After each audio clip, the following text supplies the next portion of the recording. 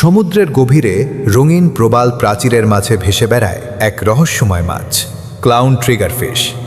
প্রথম দেখায় এর শরীরের সাদা কালো নকশা যেন কোনো শিল্পীর নিখুঁত আঁকা চিত্রকর্ম, কিন্তু এর আকর্ষণীয় সৌন্দর্যের আড়ালে লুকিয়ে আছে এক সাহসী ও আক্রমণাত্মক স্বভাব। ক্লাউন ট্রিগারফিশ সাধারণত ভারত ও প্রশান্ত মহাসাগরের উষ্ণ পানিতে বসবাস করে।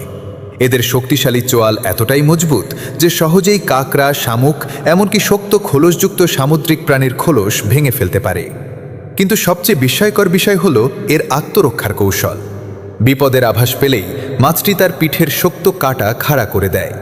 এই কাঁটা একবার লক হয়ে গেলে শিকারী প্রাণীদের জন্য তাকে গর্ত বা ফাটল থেকে টেনে বের করা প্রায় অসম্ভব হয়ে পড়ে।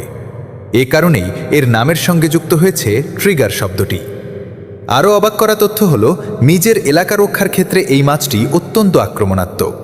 কখনো কখনো আকারে অনেক বড় মাছ, এমনকি ডুবুরিদের দিকেও তেড়ে যেতে দেখা গেছে। সমুদ্রের মিল জগতের এই রহস্যময় বাসিন্দা আমাদের মনে করিয়ে দেয়, প্রকৃতিতে সবসময় সবচেয়ে সুন্দর জিনিসগুলোই সবচেয়ে নিরীহ হয় না।